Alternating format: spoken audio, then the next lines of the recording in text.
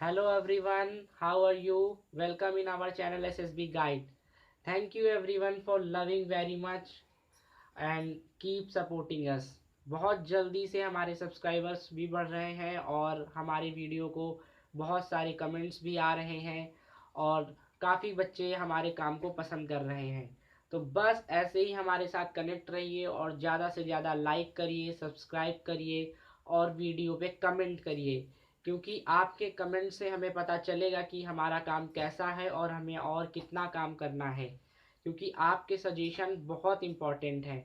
हम यहाँ पर लॉकडाउन के ड्यूरेशन आपके लिए आपकी रिक्वेस्ट से हमारे कैंडिडेट्स ने हमसे रिक्वेस्ट की थी कि सर आप फैकल्टी आप यूट्यूब पर चलाइए, क्योंकि इंग्लिश में और एनडीए क्रैक करने में बहुत सी प्रॉब्लम आ रही हैं।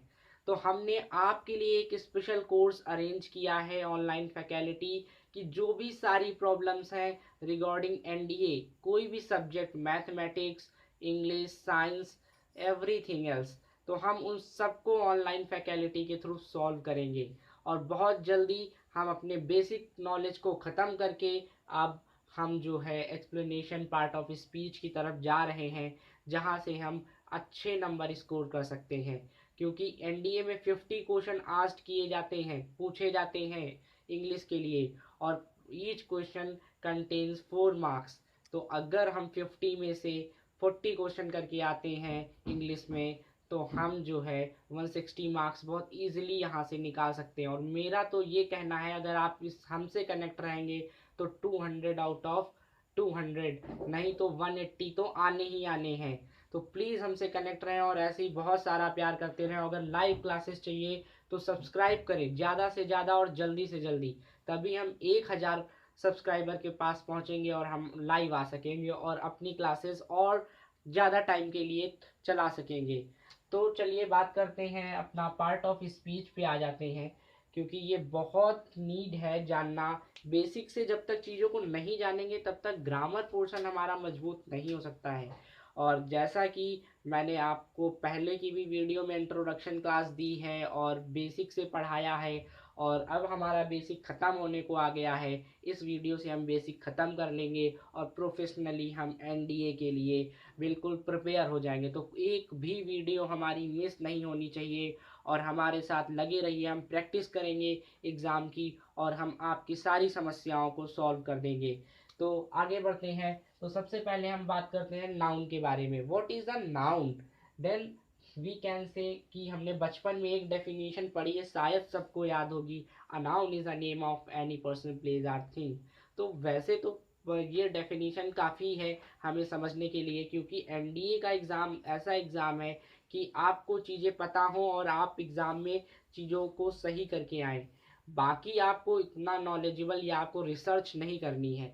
तो हम स्मार्ट वर्क करेंगे यहाँ पर आपके साथ और आपको सारी चीज़ें बताते हुए आपका एग्ज़ाम श्योर, 100% श्योर आप एग्ज़ाम क्लियर करके आएंगे अगर हमारे साथ कनेक्ट है तो। अब मैं आपको सिर्फ एक वर्ड में बता सकता हूँ। अगर आपसे कोई पूछे कि व्हाट इज़ अ नाउन, तो आप एक वर्ड में आंसर कैसे देंगे इसका? Name only. चाहे वो प्लेस का नाम हो, चाहे फिर वो किसी जगह का नाम हो, किसी वस्तु का नाम है, तो नाम है तो वो नाउन है। और अगर हम और मॉडर्नाइजेशन में जाएंगे और उसको वेरीफाइड एक्सप्लेन करेंगे, तो हम कह सकते हैं which things that we can see, touch and feel. 3 वर्डों से नाउन को डिस्क्राइब कर देंगे। पर अभी हम नाउन पढ़ेंगे तब इस चीज़ को बहुत अच्छे से जानेंगे। बस हम यहाँ पे एक क्विक आपको रिवीजन करा रहे हैं जो आपने बचपन में पढ़ा हुआ है और भूल चुके हैं, क्योंकि बेसिक इज़ मस्ट। क्योंकि अगर बड़ी बिल्डिंग बनानी है तो आपको बेस बहुत मजबूत करना होगा। तो नाउन मीन्स नेम। अगर हम इसके एग्जाम्पल पे जाएंगे तो आपको क्लियर हो जाएगा। राम पर्सन का नाम है, दिल्ली प्लेस है, और पेन थिंग है।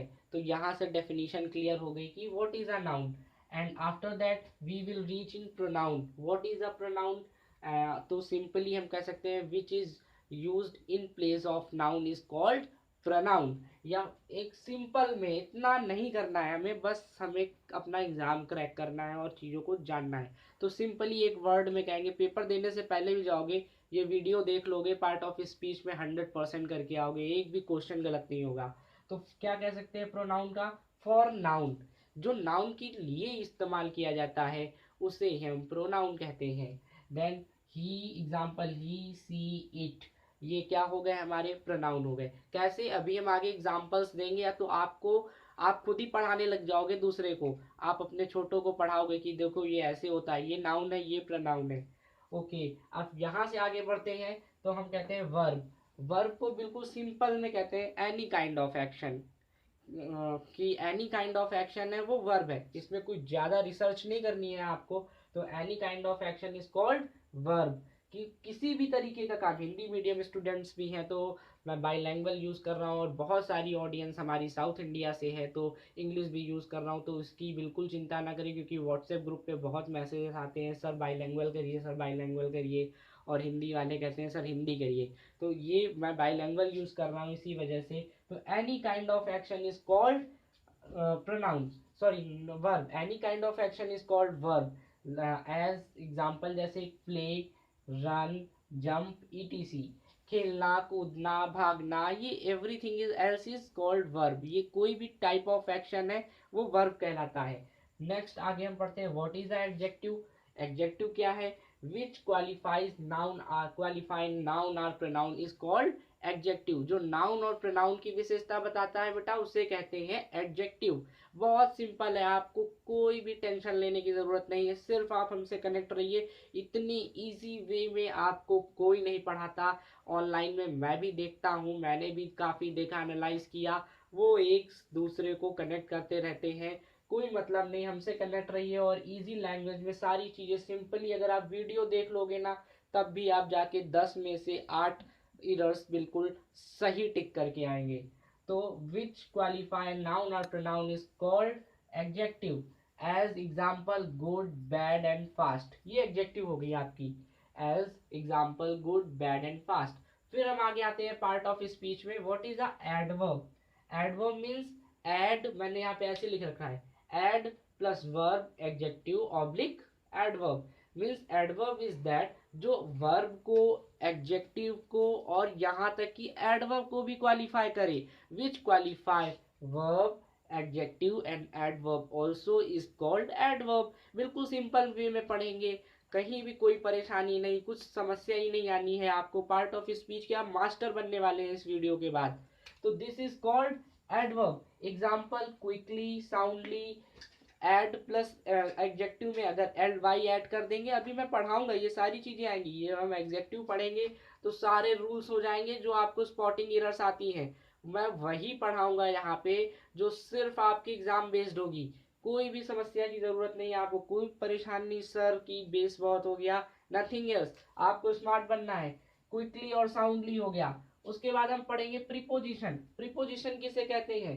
Preposition is used before noun और pronoun and shows and show relation with something else। बस हो गई आपकी डेफिनेशन, रटना नहीं है, अब बिल्कुल बस समझ लेना है कि what is the preposition used before noun और pronoun and show relation with someone else. Means जो चीजें जो जो अपना जो रिलेशन नाउन और प्रोनाउन के साथ दिखाती हैं, या यूज बिफोर, नाउन और प्रोनाउन के पहले यूज करी जाती हैं, और किसी दूसरे पर्सन के साथ, प्लेस के साथ, प्रोनाउन के साथ जो है वो उसका रिलेशन दिखाती हैं, उसे ही हम प्रीपोजिशन कहते हैं। तो एग्जाम्पल क्या होता है बेटा इसका? ना, इन, ऑन, एट, ईटीसी। और उसके बाद हम पहुंच जाते हैं conjunction. What is a conjunction? This is very hitting question, of very easy to handle and tackle this. What is answer? Which connect two sentences is called conjunction. क्या जरूरत है टेंशन लेने की, बहुत आराम से पढ़ना है, एक ही लाइन में सब चीजों का आंसर होगा। ओके, एग्जाम्पल क्या हो गए? As, and, but, yet, this type of example is present here. तो मैंने सिर्फ अभी 2 एग्जाम्पल बताए आपको, अभी आगे पढ़ेंगे बिल्कुल डिस्क्रिप्शन से, बिल्कुल परेशान होने की जरूरत नहीं है। अब इंटरजेक्शन की बात करते हैं। इंटरजेक्शन क्या होता है? Sudden heart feelings. 3 वर्ड्स में आपका इंटरजेक्शन खत्म, कि क्या होता है सडन हार्ट फीलिंग्स। एग्जाम्पल जैसे एलास, ब्रेवो, ईटीसी। आगे पढ़ेंगे, अभी एग्जांपल्स देखते हैं तो और भी क्लियर हो जाएगा आपको। अब पढ़ते हैं articles. What is a article? ये भी मैं पार्ट ऑफ स्पीच के अंदर ही रखता हूँ, क्योंकि इसके भी क्वेश्चन काफी पूछे जाते हैं। अभी मैं बताऊंगा कि किस टॉपिक से कितने क्वेश्चन लगभग प्रीवियस ईयर में एनडीए में पूछे गए हैं, तो बिल्कुल कनेक्टेड रहिए, बीच से कहीं मत जाइए, क्लास छोड़ेंगे तो नुकसान होगा। It's modify a noun which is a person, place, object और आइडिया। ये किसी भी चीज को मॉडिफाई करता है, चाहे प्लेस हो, चाहे पर्सन हो या आइडिया हो, एक पर्टिकुलर चीजें बताता है। जैसे एग्जाम्पल देख लेते हैं इसके, तो एग्जाम्पल हो जाते हैं आफ्टर द डे लॉन्ग, एक पूरा दिन है उसके बाद, तो ये पर्टिकुलर चीज को मॉडिफाई कर रहा है, ठीक है। And the cup of T, कौन सा कप है जिसमें चाय रखी हुई है, पर्टिकुलर चीज की बात कर रहा है। इसके बारे में भी बहुत अच्छे और बहुत सिंपल तरीके से पढ़ेंगे और प्रैक्टिस करेंगे, तो आप खुद ही चीजों को सॉल्व कर पाओगे, तो पाओगे कि क्लास कितनी हमारे लिए फायदेमंद हुई। तो ये आपके लिए बहुत इंपॉर्टेंट है। अब आते हैं एग्जाम्पल्स पे, देखते हैं कि एग्जाम्पल के थ्रू हम कैसे समझ सकते हैं चीजों को। अब जो है हम लोग एग्जाम्पल्स पे आते हैं कि एग्जाम्पल कैसे जो है हम और अच्छे से समझ पाएंगे चीज़ों को।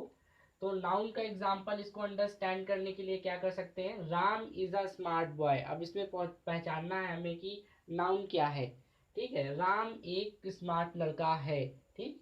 स्मार्ट मीन्स स्मार्ट बॉय, तो यहाँ पे बॉय जो है वो क्या है, वो यहाँ पर a name of any person place or thing, तो राम जो है यहाँ पर नाउन है, ठीक है। उसके बाद बॉय भी नाउन है।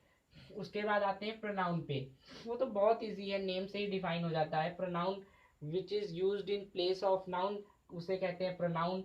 I have a book it is red, मेरे पास एक किताब है जो लाल है, तो यहाँ पर इट इज रेड, ये जो इट आया है वो रिप्रेजेंट कर रहा है बुक को, ठीक है। कौन लाल है, किताब लाल है, ठीक है। तो यहाँ पे ये जो इट है, ये यही हमारा प्रोनाउन है, ठीक है। फॉर नाउन जो यूज होता है उसे कहते हैं प्रोनाउन। अब आते हैं वर्ब पे, यहाँ तक का तो आपका कंफ्यूजन वैसे ही क्लियर हो गया होगा।